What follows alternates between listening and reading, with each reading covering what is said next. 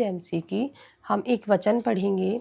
इफिसियों का चैप्टर 6 का 5 का 9 तक पढ़ेंगे, 5 से 9 तक पढ़ेंगे। हे दासों, जो लोग इस संसार में तुम्हारे स्वामी हैं, अपने मन की सिधाई से डरते और कांपते हुए जैसे मसीह की वैसे ही उनकी भी आज्ञा मानो। मनुष्य को प्रसन्न करने वालों को के समान दिखाने के लिए सेवा ना करो, पर मसीह के दासों के समान मन से परमेश्वर की इच्छा पर चलो। हालेलुया। और उस सेवा को मनुष्य की नहीं परंतु प्रभु की जानकर सच्चे हृदय से करो, क्योंकि तुम जानते हो कि जो कोई जैसा अच्छा काम करेगा, चाहे दास हो चाहे स्वतंत्र, प्रभु से वैसा ही पाएगा। हालेलुया।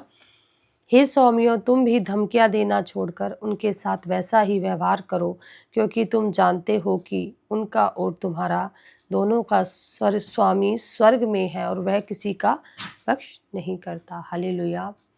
चाहे आप कहीं जॉब करते हैं, आप किसी या आप अपने बॉस के साथ हैं या आपके कोई टीचर हैं, तो आपने उनकी ऐसे ही आज्ञा माननी है जैसे आप मसीह की मानते हैं। हालेलुया।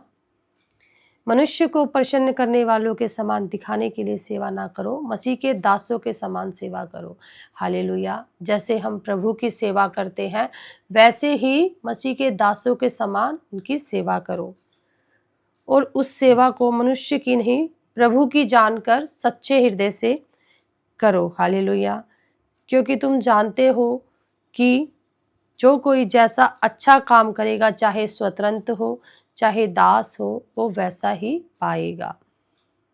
हे स्वामियों, तुम भी धमकियां देना छोड़कर उनके साथ वैसा ही व्यवहार करो, क्योंकि तुम जानते हो कि उनका और तुम्हारा स्वामी स्वर्ग में है, वो किसी का पक्ष नहीं करता।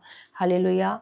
तुम भी उन्हें डराना और धमकाना छोड़कर हे स्वामियों उनके साथ अच्छा व्यवहार करो, क्योंकि तुम्हारा और उनका बनाने वाला सृजनहार एक ही है, परमेश्वर है।